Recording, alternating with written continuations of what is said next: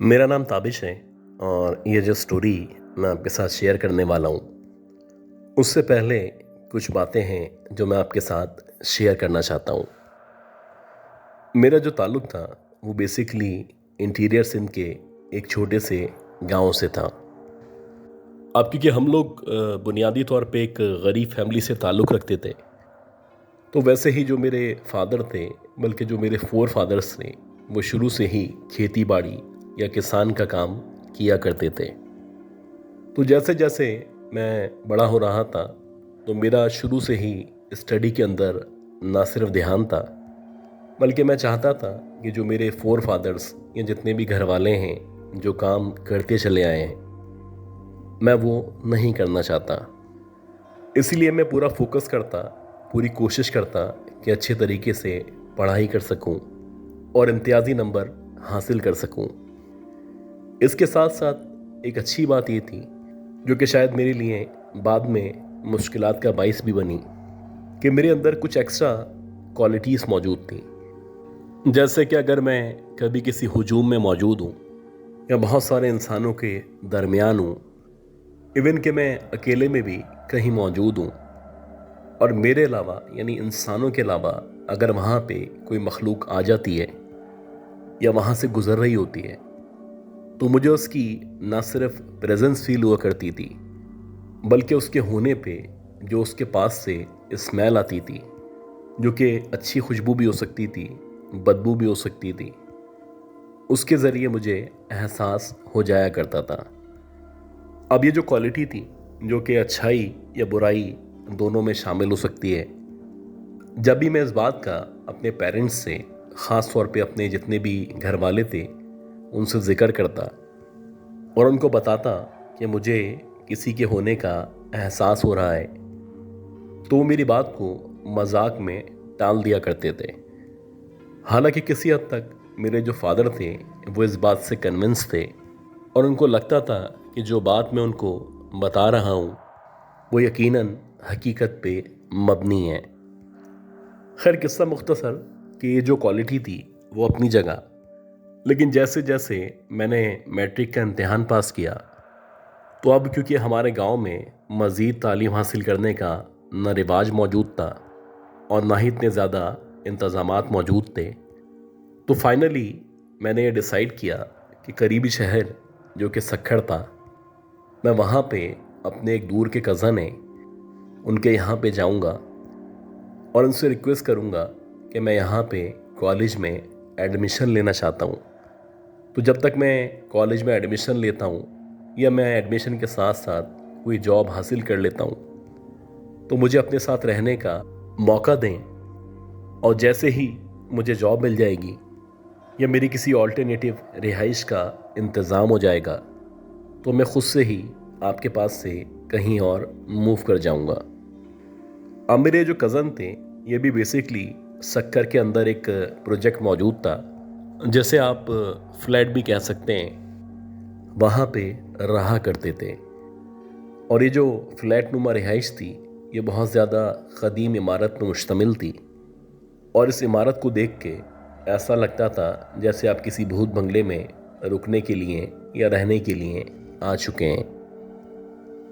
जब मैं अपने कज़न के उस फ्लैट में रुकने के लिए गया, तो उस वक्त से ही मुझे कुछ महसूस हो रहा था कि जितना भी बड़ा प्रोजेक्ट है, ख़ास तौर पे जो मेरे कज़न का फ्लोर है, यहाँ पे कोई ना कोई ऐसी एंटिटी ज़रूर मौजूद है जो बार बार मुझे अपनी प्रेजेंस शो करना चाहती है और किसी भी दिन मुझे यकीन है कि मेरा सामना उस एंटिटी से ज़रूर होगा। मेरा जो फोकस था वो उस वक्त जॉब पे था और उसके साथ साथ जिस कॉलेज में मुझे एडमिशन लेना था उसके ऊपर था। खैर, इसी दौरानिए में एक रात थी, रात के तकरीबन 10-11 बजे का टाइम था। मेरे जो कज़न थे वो किसी काम से बाहर गए हुए थे। अब इस अपार्टमेंट के अंदर मैं अकेले मौजूद था कि एकदम से मुझे एक अजीब सी, जिसे आप एक गंदी सी बदबू कह सकते हैं, वो आना शुरू हुई। और हमेशा से मेरे साथ यही हुआ करता था कि जैसे ही मुझे खुशबू या बदबू आना शुरू होती थी, तो एक ख़ास किस्म की बू हुआ करती थी, और ये इस बात की निशानी था कि अनकरीब कोई भी इस तरह की मखलूक मेरे करीब से या तो गुज़रने वाली है या फिर कम अज़ कम मुझे जाते आते नज़र आने वाली है। अब क्योंकि उस फ्लैट के अंदर मैं अकेला मौजूद था, लेकिन उसके बावजूद भी मुझे एकदम से डर महसूस होना शुरू हो गया। अब मैं अपने तौर पे उस अपार्टमेंट या फ्लैट से बाहर निकला और सीढ़ियों के रास्ते से होता हुआ जैसे तैसे नीचे आके कोने पे खड़ा हो गया। अब वो जो मेरी एज थी, क्योंकि टीन एज थी, और आम तौर पे उस एज में लड़के स्मोकिंग को बहुत बड़ी बात समझा करते हैं, तो वैसे ही मैं भी फ्लैट जो था उससे बाहर निकल के जहाँ पे पीछे का हिस्सा था या जहाँ पे डक मौजूद थी खड़ा हुआ था, और मैंने वहाँ पे खड़े होके सिगरेट जला के पीना शुरू कर दी थी। रात के इस पहर में, जबकि सर्दी भी अपने उरूज पे थी, आमतौर पे लोग इस तरफ के हिस्से में आने को प्रीफर नहीं किया करते थे। तो आप कह सकते हैं कि उस डक वाले एरिए में मैं मुकम्मल तौर पे अकेले खड़ा हुआ था और मैं बैक टू बैक सिगरेट पी रहा था। इसी दौरानिए में मुझे दोबारा से वो बदबू या वो स्मेल आना शुरू हुई, और जैसे ही स्मेल आना शुरू हुई तो मुझे ऐसा लगा कि जो स्मेल है वो डक की तरफ से आना शुरू हुई है। और जैसे ही मैंने उस डक की तरफ देखना शुरू किया तो जो डक्ट वाला एरिया था ये बहुत ही कंजस्टेड एरिया था, और इस एरिया में किसी इंसान का जाना और आना तकरीबन नामुमकिन था। बहरहाल मैंने देखा कि उस डक वाले एरिया में एक औरत है जो कि ऊपर से, यानी ऊपर की तरफ से उस डक के ज़रिए नीचे उतरती भी आ रही है, और वो जिस तरीके से उतरती हुई नीचे आ रही है वो अपने दोनों पाँव का या दोनों हाथों का साथ साथ इस्तेमाल कर रही है, जैसे कि आम तौर पे कोई मकड़ी या इस तरह की मखलूक नीचे उतरा करती है, वैसे ही वो इस अंधेरे में से, इस डक में से नीचे उतरती चली आ रही थी। और इस अंधेरे में उसकी जो आंखें थीं वो ऐसा लग रहा था जैसे आंखें नहीं हैं, बल्कि उसकी आंखों की जगह पे लाल अंगारे मौजूद हैं। उसके जो बाल थे वो नीचे की तरफ आने की वजह से ना सिर्फ लटके हुए थे, बल्कि वो इस कदर लंबे बाल थे, ऐसा लग रहा था जैसे तकरीबन 5 या 6 फीट के उसके बाल हैं। कुछ अजीब तरीके से तेज़ी के साथ वो एकदम से नीचे उतरती हुई मेरी तरफ आ रही थी, और ऐसा लग रहा था जैसे वो मुझे कुछ कहना चाहती है। खैर मैं जल्दी से उस डक से आगे की तरफ, यानी जहाँ पे लोग मौजूद थे या जहाँ पे थोड़ी बहुत रौनक थी, भागता हुआ जैसे तैसे वहाँ की तरफ बढ़ता चला गया। और जब मैं उस एरिया में पहुँचा जहाँ पे थोड़ी सी रौनक थी या जहाँ पे लाइट्स मौजूद थीं, और वहाँ से मैंने पलट के वापस उस तरफ देखा जहाँ पे मैं पहले खड़ा हुआ था, तो मैंने देखा कि जिस जगह एग्जैक्टली मैं खड़ा हुआ था उसी जगह पे तकरीबन 8 से 8.5 फीट के दरमियान की एक औरत खड़ी हुई है, और उसका वैसे ही बहुत ही खौफनाक हुलिया है, वैसे ही उसकी लाल आंखें हैं, और उसका जो चेहरा है ऐसा लग रहा है जैसे झलसा हुआ या जला हुआ चेहरा है। बहरहाल मैंने मज़ीद उसकी तरफ देखना या उससे आई टू आई कांटेक्ट करना मुनासिब नहीं समझा। जो भी मुझे कुरानी आयत आती थी मैं उनकी तिलावत करता हुआ चौकीदार के पास जाके कुछ देर के लिए बैठ गया। तकरीबन 15 से 20 मिनट तक मैं वहीं पे बैठा रहा, और उसके बाद जब मेरा जो कज़न था, जिस कज़न के फ्लैट में मैं रुकने के लिए गया हुआ था, जब वो वापस आया तो फिर मैं उसके साथ वापस ऊपर फ्लैट में गया। जब तक मैं उस अपार्टमेंट में अपने कज़न के साथ रहता रहा तो मुझे मुतादिद बार इस तरह की खुशबू या इस तरह की बदबू आना शुरू हुई, और जब भी मुझे इस तरह की स्मेल आया करती थी तो वही खौफनाक औरत करीब व जवार में मुझे ज़रूर नज़र आया करती थी। मेरे कज़न का भी यही मानना था कि जो अपार्टमेंट्स या फ्लैट्स बने हुए हैं इनकी जब तामीर की गई थी तो गए वक्तों में कहा जाता है कि यहाँ पे शमशान घाट मौजूद था और उसी ज़मीन पे इन अपार्टमेंट्स को तामीर किया गया था।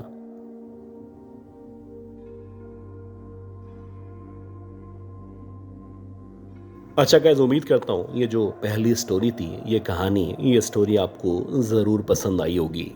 अब हम चलते हैं आज की दूसरी बहुत ही खौफनाक कहानी की तरफ और मैं उम्मीद करता हूँ कि आपने अब तक इस ऑडियो को, इस वीडियो को लाइक ज़रूर कर दिया होगा।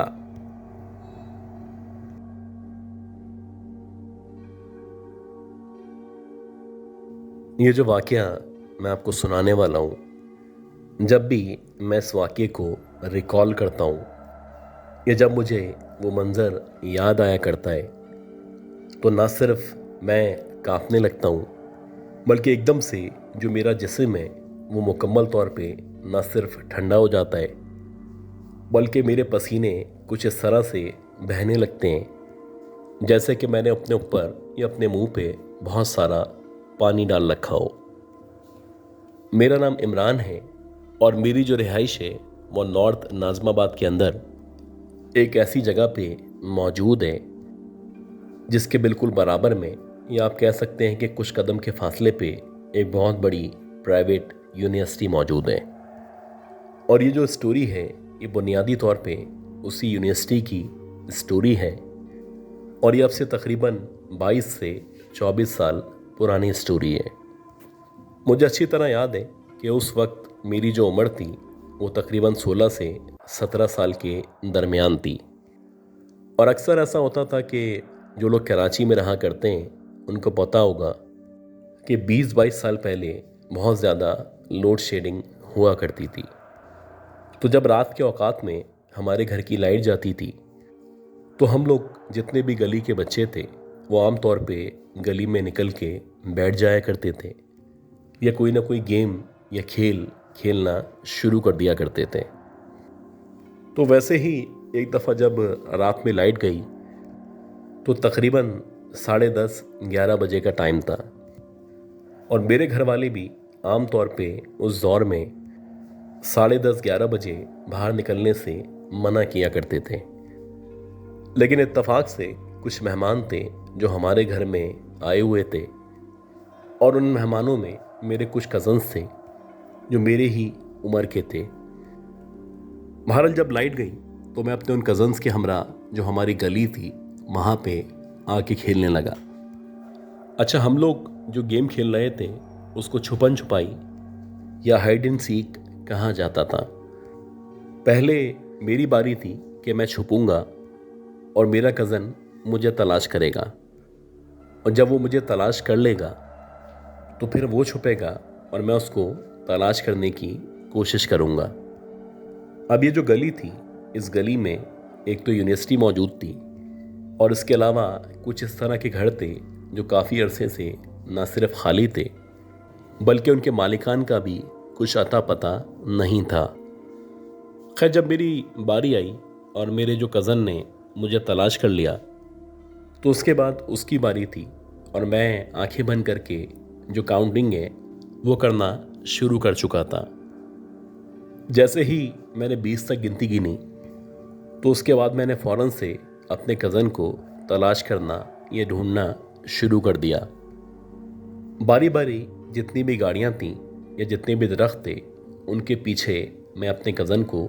देखता चला गया। काफ़ी देर तक मैं अपने कज़न को मुसलसल ढूंढता रहा, लेकिन अजीब बात ये थी, ना ही मेरा कज़न मुझे नज़र आ रहा था और ना ही मेरी समझ में आ रहा था कि बिलाखिर वो कहाँ जाके छुप गया है। एक एक करके जब जितने भी मकामात थे वो सारे के सारे मैंने चेक कर लिए तो उसके बाद मेरा अंदाज़ा यही था कि जो मकान खाली हैं शायद मेरा कज़न इनके अंदर कूद गया है, क्योंकि मेरा वो जो कज़न था वो बहुत ज़्यादा बहादुर कज़न था और उसके लिए किसी खाली घर में कूदना नामुमकिन नहीं था। अब मैंने अपने तौर पे उन खाली घरों में भी देखना शुरू किया और उसके बाद फाइनली जो यूनिवर्सिटी थी, उस यूनिवर्सिटी का जो गेट था, जो कि सी थ्रू गेट था, मैंने उस गेट के ज़रिए अंदर की तरफ झांकना शुरू किया। इस गेट के तकरीबन 60% हिस्से में इस तरह की ग्रिल लगी हुई थी जहां से आप बासानी आर पार देख सकते थे। तो उसी गेट के ज़रिए जब मैंने यूनिवर्सिटी के अंदर की तरफ जहां पे सहन मौजूद था झांकना शुरू किया, तो मैंने देखा कि उस यूनिवर्सिटी के सहन के अंदर एक औरत जिसने सफ़ेद कलर की साड़ी पहन रखी है और उसका जो हुलिया है वो बहुत ज़्यादा अजीब सा हुलिया है। उसके जो बाल थे ना सिर्फ कुछ बिखरे बिखरे बाल थे, बल्कि उसका जो आधा चेहरा था ऐसा लग रहा था जैसे वो जला हुआ या झलसा हुआ चेहरा है। जबकि उसकी जो आई बॉल्स थी वो मुकम्मल तौर पे ना सिर्फ सफ़ेद थीं, बल्कि कुछ अजीब तरीके से वो पूरे सहन में एक तरफ से दूसरी तरफ चलती फिर रही थी। अब जैसे ही मेरी नज़र उस औरत के ऊपर पड़ी, तो हालांकि मैं गेट के बाहर की तरफ मौजूद था, लेकिन उस औरत ने एकदम से रुक के बराह रास्त मेरी तरफ देखना शुरू किया। और जैसे ही उसने रुक के मेरी तरफ देखना शुरू किया, तो ऐसा लग रहा था जैसे मेरी सांसें ना सिर्फ थम चुकी हैं, बल्कि मेरे ऊपर इस कदर खौफ तारी हो चुका है कि मैं चाहने के बावजूद भी ना कुछ बोल पा रहा हूँ, ना ही वहाँ से वापस पलट पा रहा हूँ, और ना ही मेरे अंदर इतनी हिम्मत है कि मैं किसी को मदद के लिए पुकार सकूं। तकरीबन 15 सेकंड तक या 20 सेकंड तक मेरी ऐसी ही हालत रही, और 15-20 सेकंड के बाद वो जो औरत थी उसने सीधा सीधा मेरी तरफ, यानी कि जहाँ पे दरवाज़ा मौजूद था, उस तरफ आहिस्ता आहिस्ता करके चलना शुरू कर दिया। जैसे जैसे वो अपने कदम बढ़ाती हुई मेरी तरफ आ रही थी, ऐसा लग रहा था कि बस मेरा आखिरी वक्त आ चुका है। आहिस्ता आहिस्ता करके ऐसा लगने लगा कि जैसे मैं गुनूदगी के अंदर जाना शुरू हो चुका हूँ। इसी दौरानिए में जबकि मैं बेहोश होने ही वाला था, तो ऐसा लगा जैसे किसी ने आके पीछे से मेरे कंधे के ऊपर हाथ रखा है। और जब मैंने पलट के पीछे की तरफ देखा, तो मेरा वही कज़न जिसको मैं तलाश कर रहा था मेरे पीछे खड़ा हुआ था और बोल रहा था कि भाई अंदर क्या देख रहे हो, मैं यहाँ पे तुम्हारे सामने मौजूद हूँ। अब जब उसने इस तरह से कहा, तो अगले ही लम्हे मैंने अपने कज़न को उस यूनिवर्सिटी के अंदर की तरफ देखने का इशारा किया। मेरा कज़न बताता है कि मेरे कहने पे जब उसने भी अंदर की तरफ देखा, तो पहली दफ़ा में उसको ऐसा ही लगा कि जैसे उस यूनिवर्सिटी के अंदर सहन में वही औरत जो कि मुझे नज़र आ रही थी मौजूद है, बल्कि उसका जो हुलिया है बिल्कुल वैसा ही हुलिया है जिस हुलिये की औरत को अभी कुछ सेकंड पहले मैंने देखा था। खैर उधर देखने के बाद मेरे कज़न ने मेरी तरफ देखा, जबकि इस दौरानिए में मैं मुसलसल अपने कज़न की तरफ ही देख रहा था। उसने मुझे कहा कि यहाँ से पलटो और फ़ौरन से घर की तरफ चलो। और जैसे ही उसने इस तरह से कहा, तो उसके बाद मुझे ऐसा लगने लगा कि जैसे मेरा जो जिस्म है जो कि पजल हो चुका था, अब मुकम्मल तौर पे आज़ाद हो चुका है। मैं फ़ौरन से मुड़ा और इस दौरानिए में हम दोनों ने अपने घर की तरफ भागना शुरू कर दिया। जैसे जैसे हम दोनों अपने घर की तरफ भागते चले जा रहे थे, वैसे वैसे हमें महसूस हो रहा था कि कोई ना कोई है जो मुसलसल ना सिर्फ हमें फॉलो कर रहा है, बल्कि किसी औरत के पीछे से ज़ोर ज़ोर से हंसने की हमें आवाज़ें सुनाई दे रही थीं। खैर जैसे तैसे जब हम अपने घर में पहुँचे, तो हम दोनों की जो हालत थी वो गैर हो चुकी थी। हम दोनों को न सिर्फ बुखार चढ़ चुका था, बल्कि तकरीबन 1 हफ्ते तक हम लोग इस तरह की हालत में थे कि बार बार एकदम से सोते सोते डर के उठ जाते। बार बार हमें महसूस होता जैसे वही औरत जो हमें यूनिवर्सिटी के अंदर नज़र आई थी वो हमारे क़ुर्ब जवार में मौजूद है। तकरीबन 15 से 20 दिन के बाद तब कहीं जाके जो हमारी हालत थी वो कदरें बेहतर हुई।